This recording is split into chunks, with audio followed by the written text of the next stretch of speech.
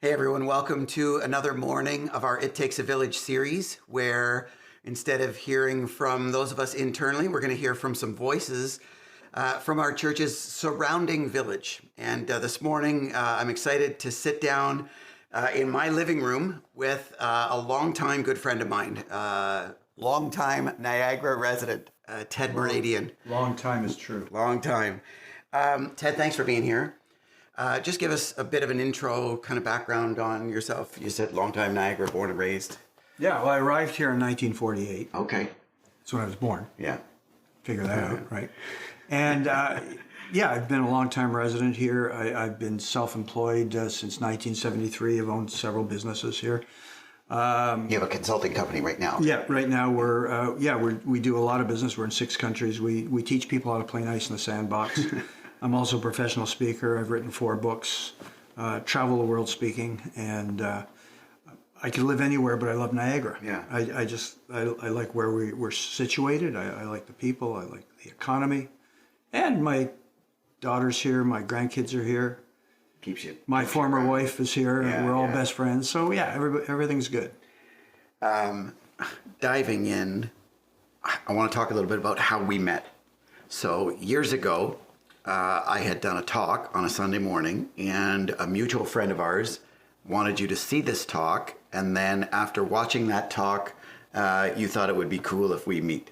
Oh, I thought yeah. At first, she said, "You got to meet this guy, this pastor." And I said, "Wait a minute. His people don't like my people. Like we aren't going to do this." Right?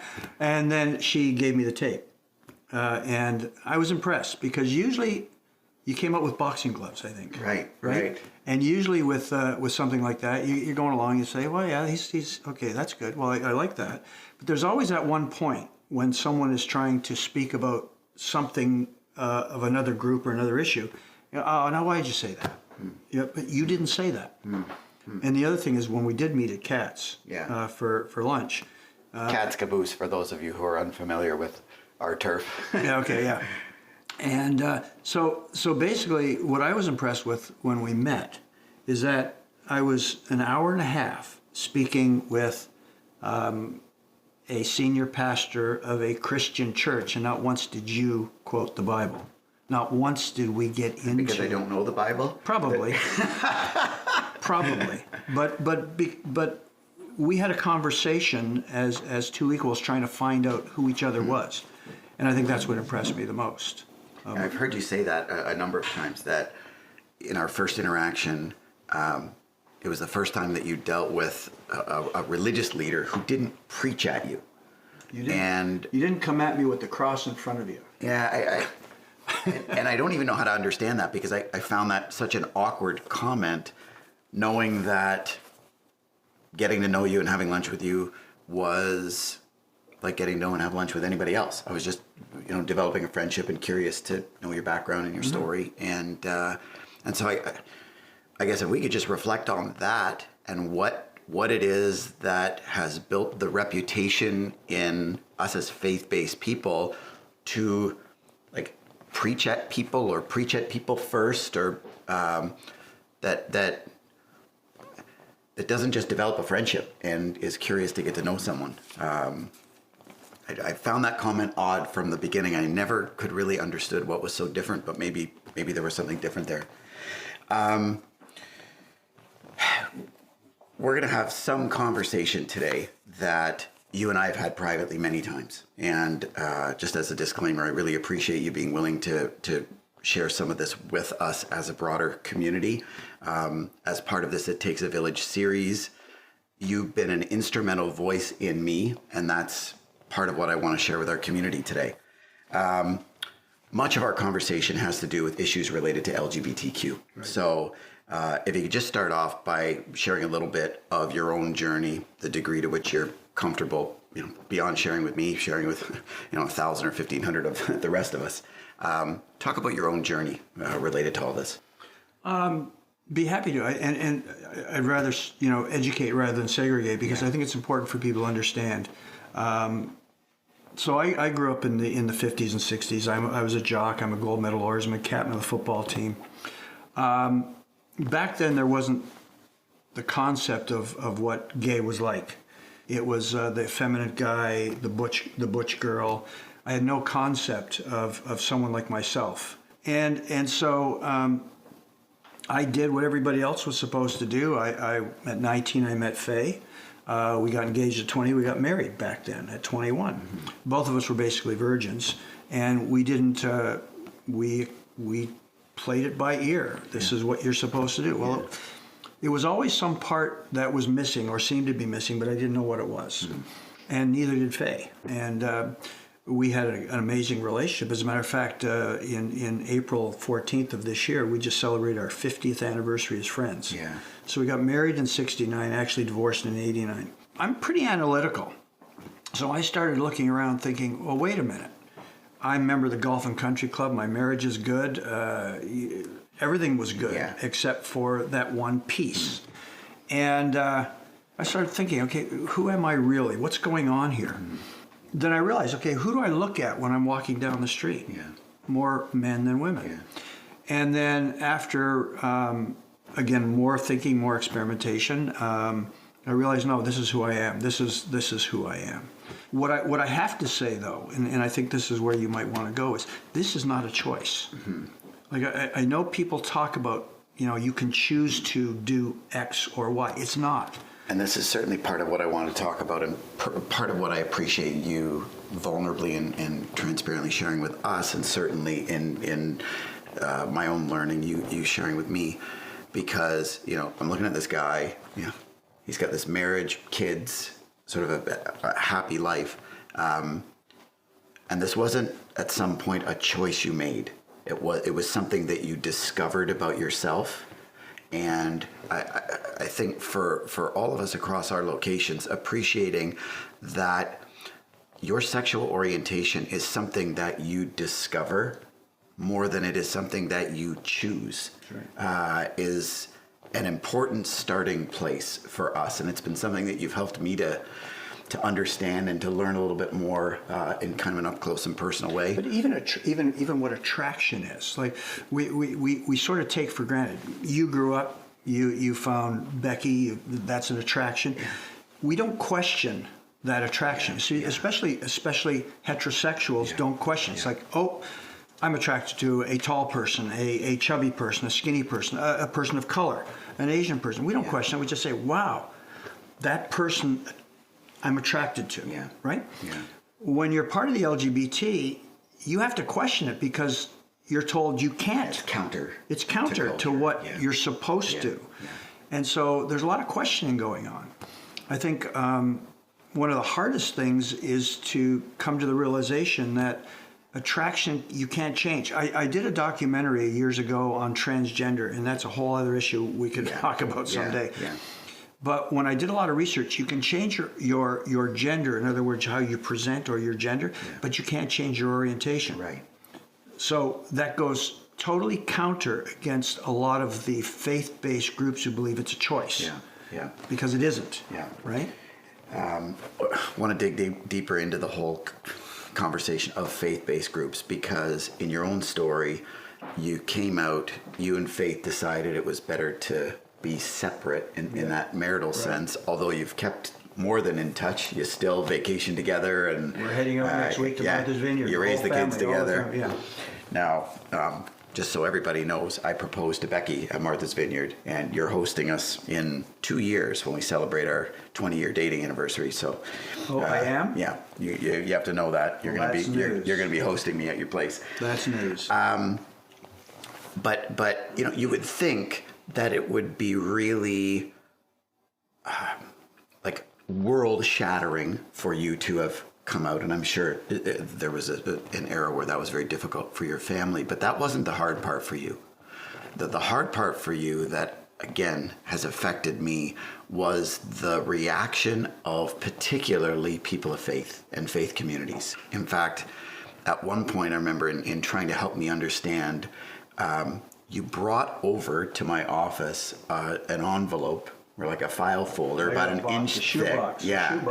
About an inch thick of like correspondence and letters and mail that people felt they needed to write you and say things to you.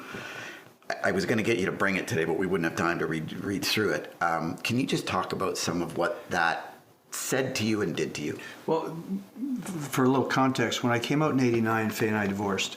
There were again regional issues which seemed to have not gone away, and I started speaking up, and it was about the needle exchange program and some visceral comments by some of the regional councillors back then. That was in '89, '90. And so I was in the paper, and we were talking about gay marriage at the time and all that. So I started getting a lot of hate mail.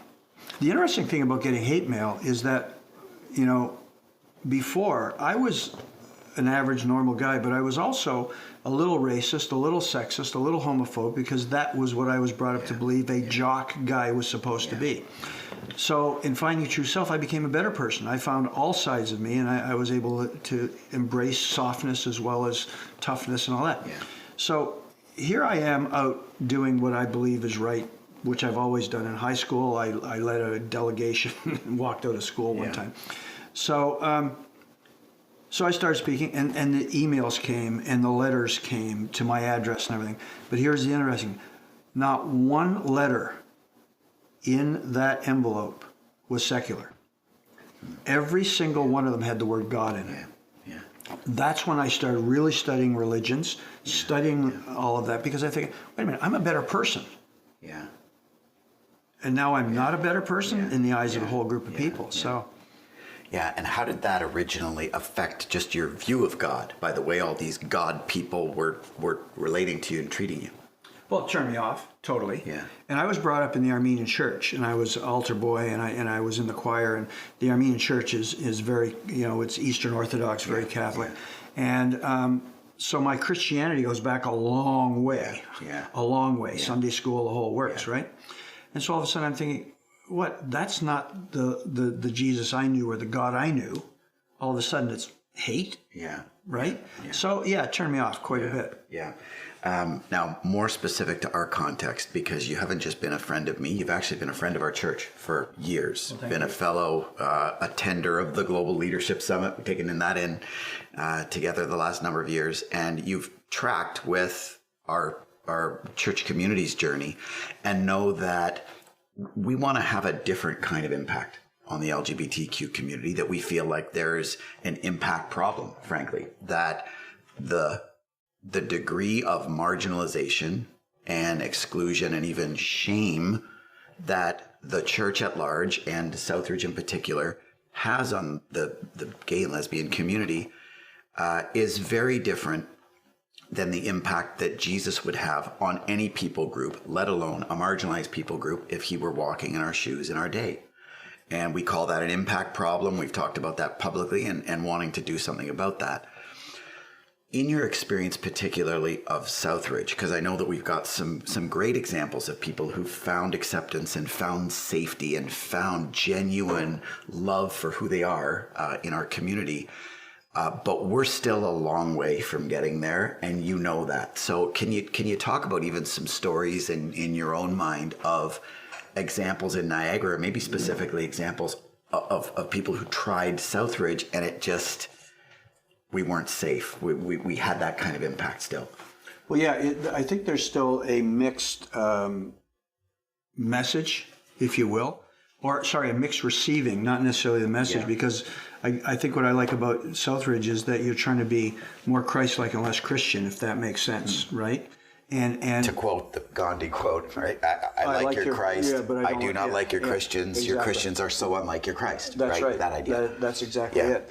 And so I know several of my friends who go as well, and I think that one of the issues right now is that you still have some people who aren't that accepting, who may be saying stuff that is not cool, but that's part of a community, right? Mm-hmm. But I think you've got a lot more.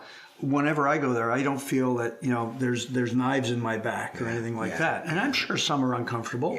And even with this, they're going to be sitting watching going, oh my God, I can't believe you're doing this, Jeff. And that's fine, because the more we get to know each other, I think one of the things that we had a conversation a while back was, how do you get out past the community? And partly what I said to you, I think, if I remember correctly, and at old age, we don't sometimes, but, you know, you're brought up in a Christian church, you go to Christian school, you hang out with Christians, and then all of a sudden everybody else becomes the other because you don't know who they are. Yeah. And I think it's really important to find that diversity and to experience other people and say, who are you? That's what we did. Yeah. Who are you? Yeah. So that we can really get to know that person beyond what the label is of that person. And I think back to your explanation of how we met and just the impact that I had on you. It was a lot more curiosity and listening and learning than convincing, persuading, preaching, exactly. teaching, and I would agree with you that curious learning, help me understand your journey kind of side, that by definition creates a lot more safety. I don't know if you're going to get to this in the next, but one of my concerns were more about the youth in your congregation or any faith-based congregation. And I don't know if you want to talk about that right now or you want to get into that, but I'm thinking about, we have a mutual friend who actually was part of our church years ago. Yes. And you were trying to convince them based on what you knew of us and who we were trying to be. You tried to convince them to give Southridge kind of another chance. Well, actually, I've got 2 or 3 of them. And they came. I'm thinking of this one particular gentleman, and he came maybe 2 or 3 Sundays, and he just couldn't do it. He can't do it. Just didn't. I guess what happens is the pain is so deep, right? And even with some of the people you've got there now who we've talked about, when you're a marginalized person, or when your faith is so strong, and in this particular individual, his faith and part of being part of your community was very strong, right? And when he really discovered true self and he came out, and this is going to sound harsh to everybody who's listening, but the whole church turned their back on him. Yeah. He was suicidal. He tried to commit suicide. Yeah. So you can't all of a sudden say, "Hi, sorry's no good," or "Sorry, we're sorry." No, sorry's no good in some instances. Yeah. So it's tough. And I realize this is a heavy conversation, but it's heavy because it's real. I know a pastor friend of mine in Chicago, Bill Hybels, who convenes the summit. He has this Saturday night group that he's spent years with, and we'll talk about going around the room and learning their stories and their journeys. And one of the things he learned in that environment was, especially people from a faith background, the number of them who, when they discovered that they were gay, immediately tried to deny that they were gay. All of them. The number of them who, when they could no longer deny that they were gay, presumed that a deeper devotion to Christ or a deeper degree of followership would change them or, convert them. All of them. The number of them that fully invested themselves into trying to be changed through, deeper devotion. All of them. And they tell horror stories of, spending their life savings on exorcisms and retreats and all this kind of stuff. And then number 4, the number of them who, when they realized after discovering that they were gay, that there was nothing that they could do to change their same gender attraction, considered taking their life. That's right. All of them. Well, as stats go, LGBT teens are 1/3 more likely to commit suicide than every other teen. Yeah. And it's sad. And I remember at the end of our conversation, the very first time we met at Katz, you had looked at me and you said, "Look, pal, I don't care what you believe. We got to stop the suicides." And I took that from 2 perspectives. First of all, just the urgency of this is a really serious issue in the lack of safety that people perceive the church to be. The church should be the safest place on earth. The representation of Jesus ought to be known by default to people, that this is a place where you're going to be loved and accepted and can process who you are and how you're growing and things like that. And so I took it from that perspective. But the other thing that I took that was significant, and maybe this will segue our conversation, was your language of we. We've got to stop the suicides. And I thought, how in one conversation can you view the 2 of us as a we? But you did right away. And it leads into a subject that I want us to talk about that you've often referred to as the difference between acceptance and agreement. Can you talk about that a little bit? Well, in the model that we teach, everybody works tolerate, or I'm going to tolerate something, but one of the modules we do is acceptance is not necessarily agreement, and that's a very important aspect. If I want to put ketchup in my coffee, that's my business. But for me to try to force you to put ketchup in your coffee is where it's wrong, or for you to say, I can't put ketchup in my coffee because of whatever your belief system is also wrong in my book, in my teaching, right? Yeah. So the idea is that acceptance is not necessarily agreement. It means I can accept the fact that you believe certain things. I don't have to agree with it, and I don't have to condone it, and I don't have to be in the same room with it if it's going to abuse me, right? Yeah. By the same token, once you accept, you don't have to try to change, and that's one of the key aspects. We've talked about, I think about our different, slightly different concepts of what God is. We don't have to convince each other that one of us is right or one of us is wrong, but the idea is, wow, you believe it that way, I believe it this way.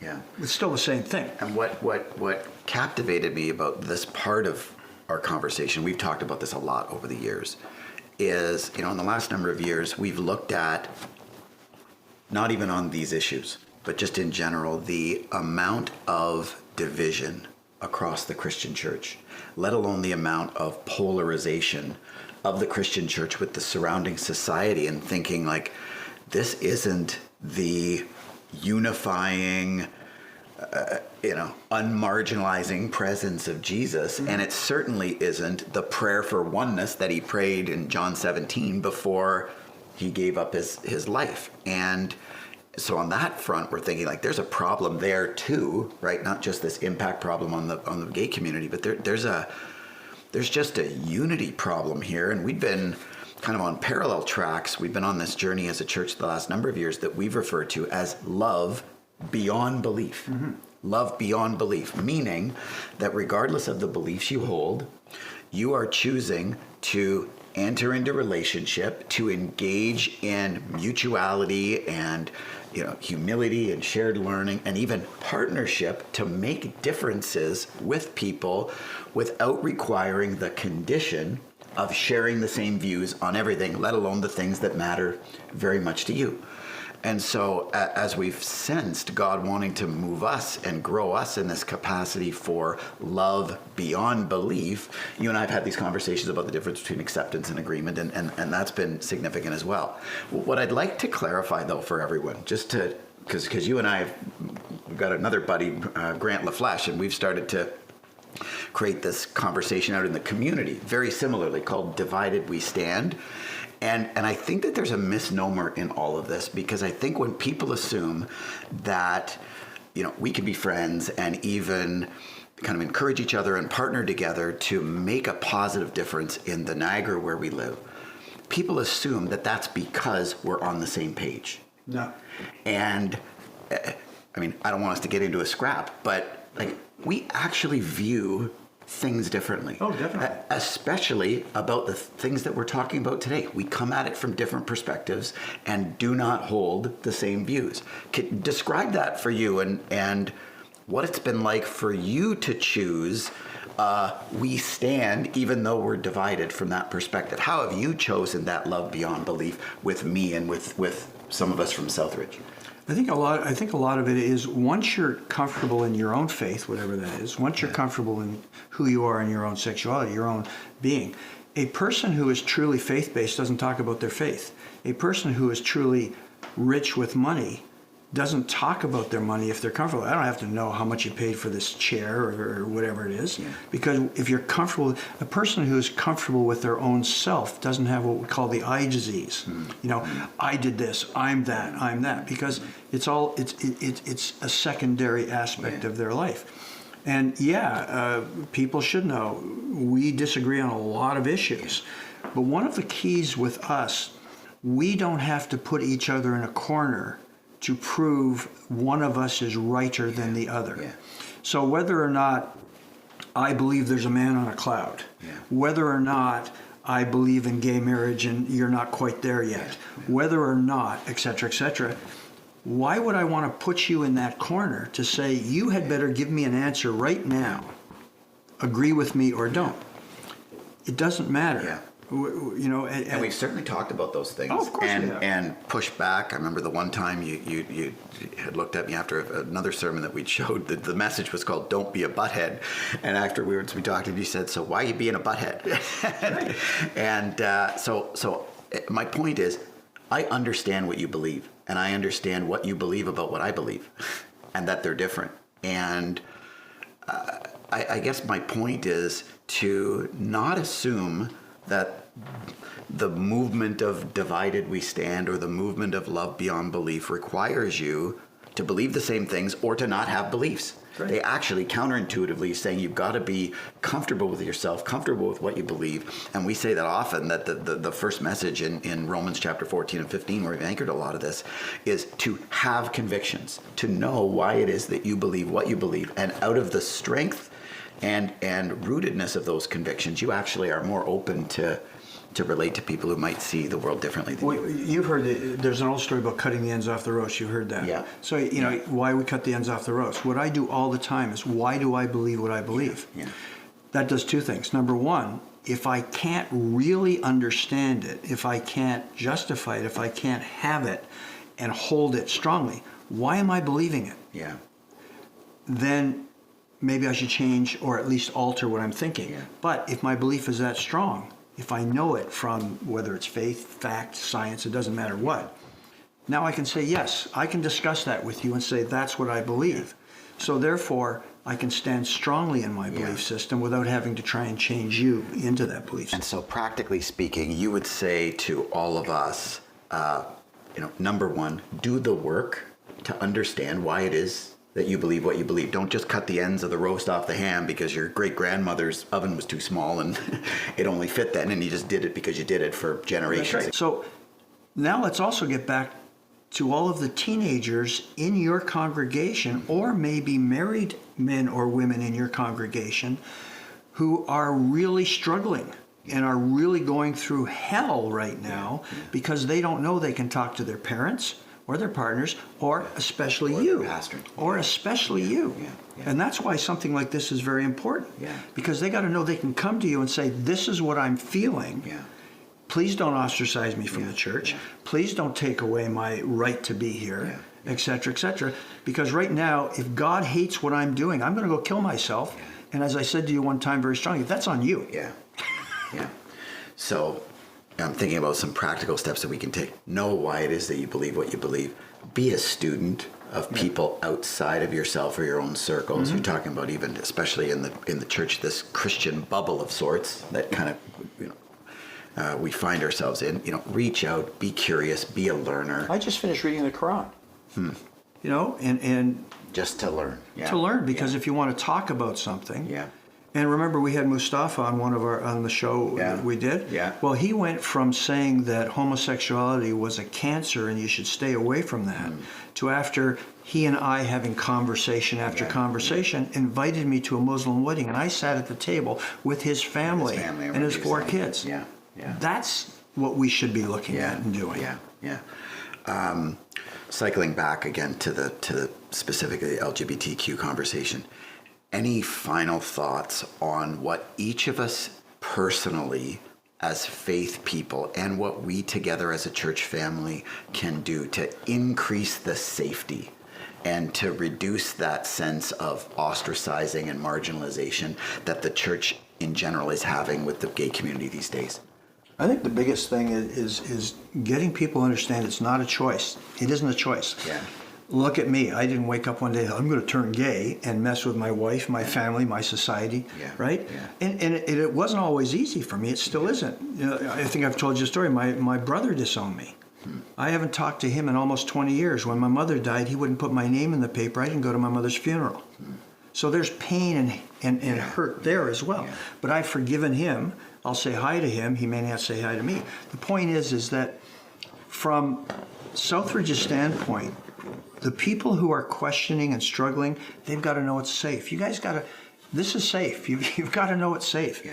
Speak to somebody, talk to somebody, and especially the youth. We got to stop, as I said to you before, and the suicides. They got to know they can come and speak. And And I think go all the way back to, you mentioned him a couple of times. Tell me when Jesus hated. Tell me when Jesus said, I'm going to disown you as a son or daughter because you chose something outside of what I think is the right way. Yeah. Nah. Yeah. Nah. We could talk for hours. We usually do. Yes, sir. But we'll shut it down at this point. I want to say a couple things to you and I suppose to everybody else. First of all, thanks for sharing with us today, and thanks for sharing with me over the years. These are very delicate, in a lot of ways sacred, intimate conversations, and I just appreciate not even just the honesty, but just the transparency and courage and willingness to let us learn from a journey like yours. The other thing I want to say is just thanks for being a friend to me and to us. Apparently I've had an impact on you. You've had an impact on me, and you've been super gracious with a stereotype that I wear that I know has caused pain and hurt in your world, and gave me a chance. And now we just enjoy each other. And I hope that even, we were pretty deliberate to have this conversation in my living room, not just metaphorically, but literally as an example that we can share our lives together and be these kinds of friends, even though we don't necessarily see the world the same way. To that, I want you to know how committed I and we are to that challenge that you gave me years ago, that I don't care what you believe, we've got to stop the suicides. And we're going to continue to try to do that and to try to make Southridge a safer place for the LGBTQ community in Niagara, and to try to change that default from presuming that the church that represents Jesus is a marginalizing, unsafe place, and instead trying to reset the defaults in people in Niagara that, wow, I think the Christian church would be the safest place for me and the place where I would find the greatest degree of Christ-like acceptance and love. We're committed to that. And most of all, I appreciate that we can be committed to that together with you, that you'd say, we need to stop the suicides, and you'd actually want to include me in that. You've been super helpful for me and for us, which is why we wanted to share this conversation in this edition of It Takes a Village. So I hope it's been helpful for you. Thanks again for coming. We'll see you next week.